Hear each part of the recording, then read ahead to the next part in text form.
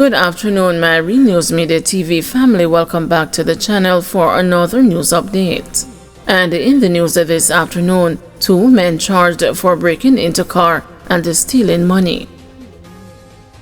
Simple larceny and the malicious destruction of property charges have been laid against the 2 Kingston men for breaking into a car and stealing a pouch containing money. They are 22-year-old laborer Kingston plumber of Rum Lane and the 27-year-old Adrian Lewis, a medical record officer of George's Lane, Kingston. The incident happened at a business establishment along Upper Waterloo Road on Friday, January 24. Reports from the Halfway Tree Police are that about 12:30 p.m., a man securely locked his motor vehicle in the establishment's parking lot and went inside. He returned to his vehicle moments later and realized that the vehicle was broken into and his pouch, which contained $300,000, was removed. The man reported the matter to the police and both men were held during an operation later the same day. Plummer and Lewis were subsequently charged following a question and answer session in the presence of their attorney. Their court date is being finalized. 2 arrested in St. Elizabeth after ganja find. 2 St. Elizabeth men have been arrested after being held with 60 pounds of ganja over the weekend.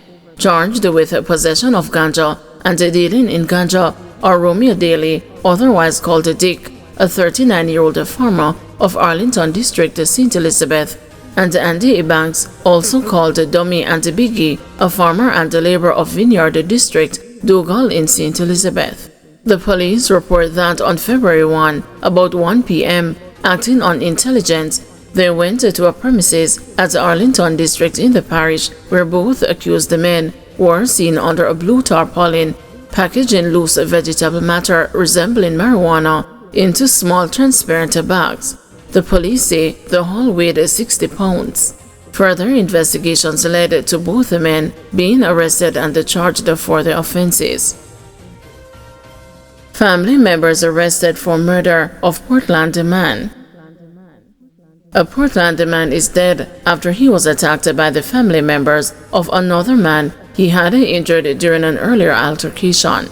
Police have since arrested the family members in connection with the murder. The deceased man has been identified as Michael Sparbor, 27, a resident of West Norman Lane in Buff Bay, Portland.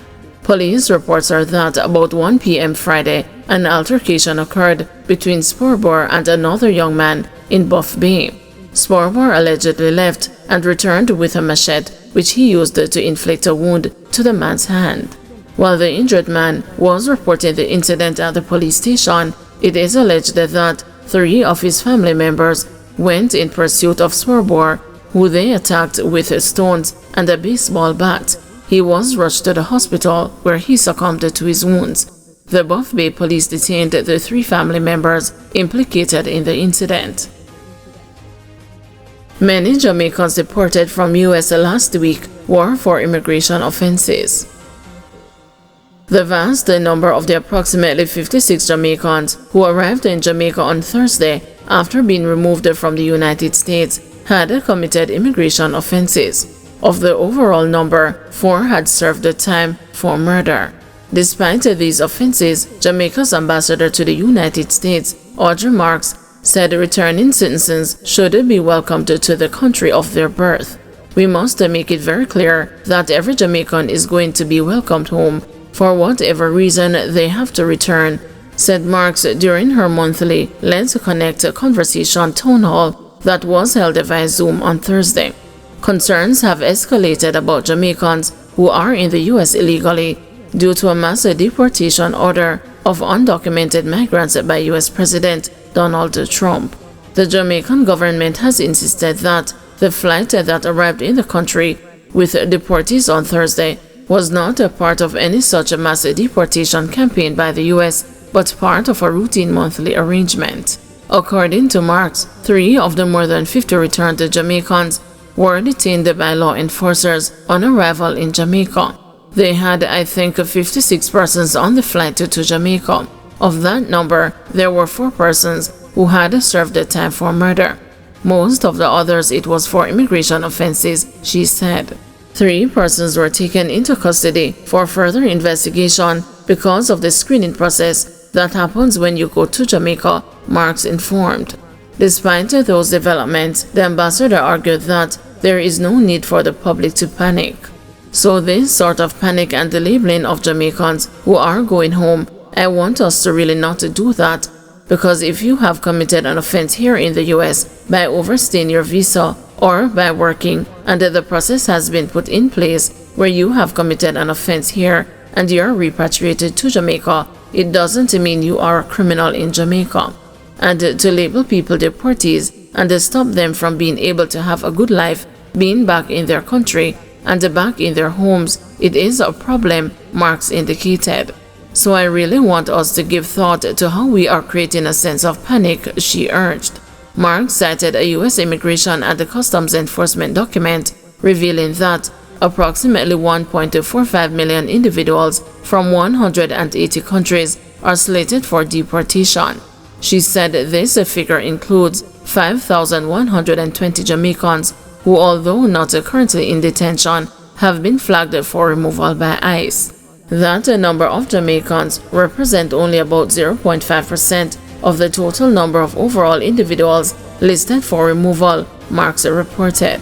Jamaica's National Security Council is currently monitoring the developments relative to deportation and is expected to craft the responses to the overall development in the days to come.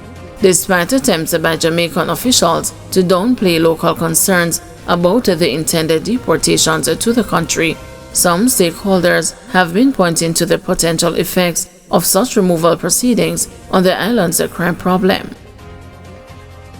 Prime Minister responds to concerns about the social housing program. Prime Minister Dr. Andrew Holness has responded to concerns surrounding delays in the delivery of housing units under the government's new social housing program. Dr. Holness says that the delays are due to the inability of the contractor to complete the project according to schedule. His response comes after 2 unfinished structures expected to provide relief to separate families in central Kingston were featured in a story published by The Gleaner.